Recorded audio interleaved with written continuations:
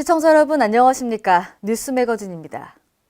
태권도 국기원 유치를 둘러싸고 전주시와 무주군이 대립하고 있습니다. 국내 태권도 중앙도장으로서의 역할을 하는 국기원을 서로 자신의 지역으로 유치하려는 과정에서 빚어진 갈등으로 보입니다. 첫 소식 장소라 기자입니다. 전북 전주시의회와 무주군의회가 국기원 이전을 놓고 치열한 공방전을 벌이고 있습니다. 전주시의회가 지난 1일 제347회 임시회 본회의에서 국기원 전북 전주 이전 촉구 건의안을 채택하고 국기원의 전주 이전을 주장했기 때문입니다. 국기원은 현재 서울 강남에 위치해 있으며 무주군은 무주 태권도원이 조성된 후 태권도 성지화를 위해 국기원 이전을 촉구해 왔습니다. 하지만 국기원의 반응은 미지근합니다. 무주의 기반 여건 등을 거론하며 무주 이전 대신 500억 원의 예산을 들여 국기원 리모델링 사업을 계획하고 설계 공모에 들어간 것입니다. 이에 전주시의회는 국기원 이전에 걸림돌이 되고 있는 기반 여건 문제에 대해 인프라가 갖춰진 전주에라도 국기원을 이전해 전라북도에 국기원을 유치하자는 입장입니다. 무주군으로 가야 할 국기원을 전주로 뺏어오는 게 아니고 현재 모든 여건에 국기원이 무주로 태권도를 가지 않기 때문에 제가 전주 이전을 주장한 것입니다.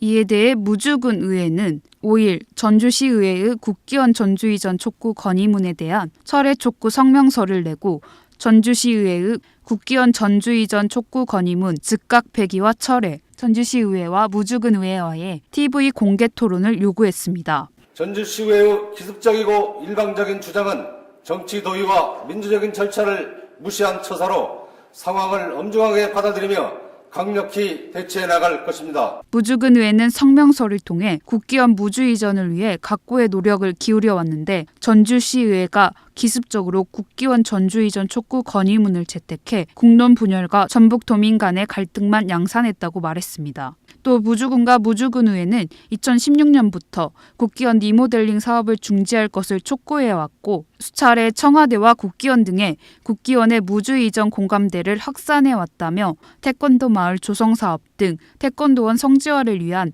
인프라 구축 사업도 차질 없이 추진해오고 있다고 밝혔습니다. KLN 장소라입니다. 윤장현 광주시장이 시민들과 소통하는 자리를 마련했습니다.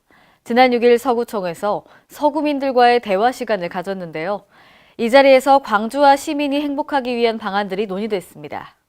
먼저 윤 시장은 차상위 계층을 지원하고자 마련한 농성동 빈여울체 아파트를 방문해 추진 상황을 보고받고 서구청 민원실 등 현안 부서를 찾아 격려했습니다. 이어 구정 현안을 청취하고 2018년 시정 운영 방향을 주민들과 공유했습니다. 또 가마솥 부뚜막 공동체와 쌍쌍 일촌 공동체 등 주민 중심의 마을 공동체 육성 사업과 민관협력 복지공동체 구현 등에 대한 설명을 들었습니다. 전북 임실군이 옷 발효식품 가치 창조 사업을 추진합니다. 2021년까지 66억 원을 투입해 옷 소재를 활용한 식품 등을 개발하고 체험 관광들이 진행될 예정인데요. 이로 인해 임실군의 경제 활성화와 소득 창출이 기대됩니다. 김경모 기자입니다. 전북 임실군이 전국 최대 규모의 옷 재배 단지를 발판 삼아 농가 소득 향상과 신산업 육성에 나섭니다. 임실군은 옷 발효식품 가치 창조 사업을 통해 지역 내 농업 일자리 창출은 물론 전문 판매장과 가공 체험관을 활용한 체험 관광을 통해 지역 경제 활성화를 목표로 삼고 있습니다. 임실군은 이를 위해 신덕면 금정리 일대에 온나무 재배단지 107헥타르를 조성했으며 2023년까지 400헥타르까지 확대할 계획입니다. 금정리 일대 옷 재배 농가 중 20-30%가 귀농인으로 구성되어 있습니다. 임실군 측은 이번 사업을 통해 귀농 귀촌인들의 안정적인 소득 창출을 기대하고 있습니다. 임실군의 옷 가치 창조 사업은 옷의 알레르기를 유발시키는 우르시오를 제거하여 오도름이 없는 옷된장, 옷간장 등 발효식품과 옷의 기능성을 활용한 건강 기능성 식품 사업을 추진하고 있습니다. 아울러 옷 진액을 활용한 옷딱, 오돌이 프랜차이즈 사업을 추진하고 있으며 국내 최대의 온나무 재배단지를 조성한 농가분들의 소득 증대에 기여하고자 합니다. 임실군은 옷 재배 면적을 넓히는 한편 순창군을 비롯해 사업단 등 참여 기관과 협력을 지속해 나갈 계획입니다. KLN 김경모입니다. 서울특별시와 정부가 최저임금 인상에 따라 해고 위기에 놓인 아파트 경비 노동자 고용 안정을 위해 손을 맞잡았습니다. 박원순 서울시장과 김영주 고용노동부 장관은 5일 아파트 경비 노동자 고용 안정 및 일자리 안정자금 설명회를 가졌습니다. 이 자리에서 최저임금 정착과 일자리 지키기를 위한 공동 노력을 확약하고 지역 주민의 협조를 요청했습니다. 서울시에 따르면 아파트 경비 노동자 등은 서울시 노동권익센터와 노동복지센터에서 무료 노무 상담 및 컨설팅을 받을 수 있습니다. 또 정부는 최저임금 인상분 일부를 일자리 안정자금이라는 명목으로 지원합니다. 혹시 실버존이라고 들어보셨나요? 어르신들이 자주 오가는 시설 주변을 노인 보호구역으로 지정하는 것을 말하는데요. 어찌 된 상황인지 실버존이 유명무실해지고 있습니다. 전예은 기자입니다. 이곳은 전라북도 전주 시내노인복지관 앞 실버존입니다. 실버존은 양로원, 경로당, 노인병원 등 어르신들의 왕래가 많은 구역에서 시속 30km 이하로 주행하고 주정차를 금지하는 노인 보호구역입니다. 그런데도 보시는 바와 같이 시속 30km 이하라는 규정이 무색하게 속도를 지키지 않는 차량들로 노인들은 위험에 노출돼 있습니다. 또한 불법 주정차 금지구역이라는 표지판에도 불구하고 차들이 빼곡하게 줄 서 있습니다.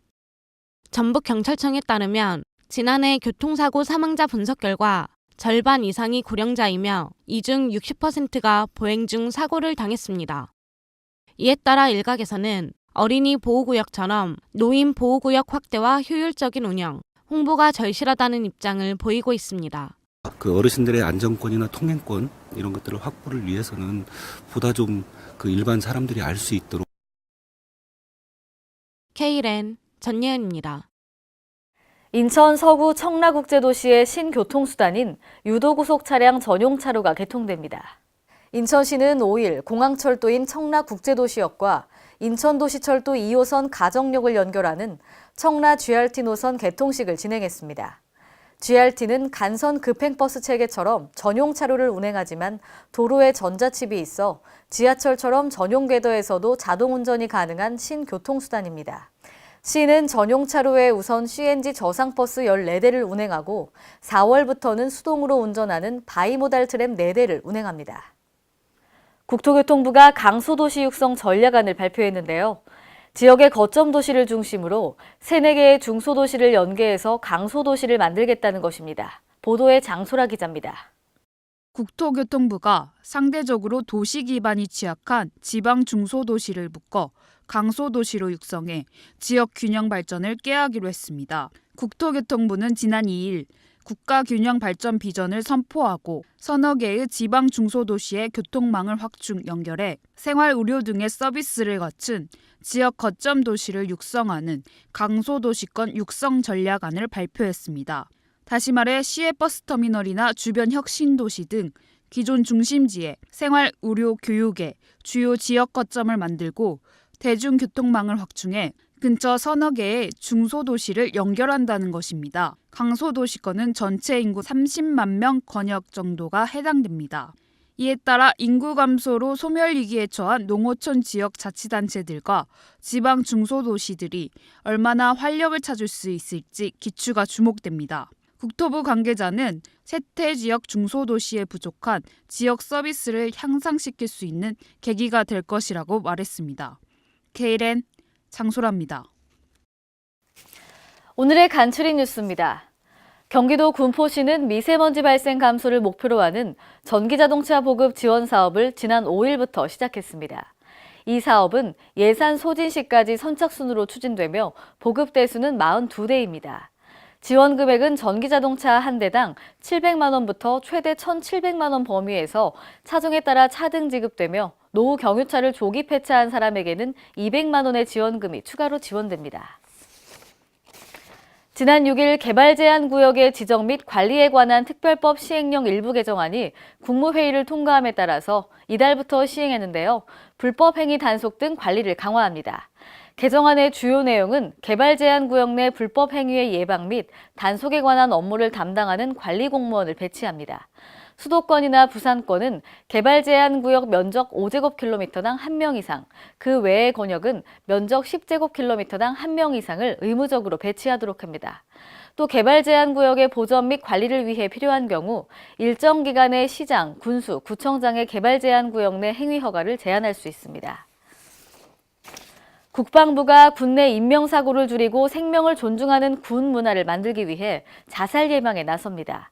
국방부는 지휘관 및 자살 예방 주최자를 비롯해 군내 자살 징후자를 사전에 식별하고 적절하게 조치하는 것이 매우 중요하다고 판단했는데요.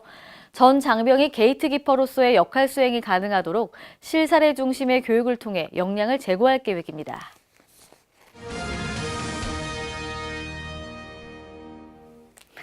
오늘의 단신입니다. 최저임금 보장과 일자리 안정자금 신청률을 높이고 사람이 먼저인 사회를 만들기 위해 행정안전부가 신촌거리로 나섰습니다. 김부겸 행정안전부 장관은 신촌 2대 거리공연 무대 출연과 지역 시민단체와 함께 약 800여 미터를 이동하면서 길거리 홍보운동 등을 펼쳤습니다. 이후 지역 상인, 청년 회원들과 함께 주변 상점가의 사업주와 근로자를 만나 최저임금 보장에 관해 설명하고 홍보운동을 펼쳤습니다. 포털 사이트 다음이나 카카오맵에서 무인 민원 발급기 또는 무인 민원 발급 창구를 검색하면 가장 가까이 있는 곳의 위치를 쉽게 찾을 수 있게 됩니다. 행정안전부는 주식회사 카카오와 오늘 업무 협약을 체결하는데요. 주요 내용을 보면 카카오는 설치 정보와 운영 정보 등의 자료를 검색할 수 있도록 개선합니다. 또 행안부는 무인 민원 발급기 정보를 제공합니다. 이상으로 뉴스 매거진을 마칩니다. 시청해주신 여러분 고맙습니다.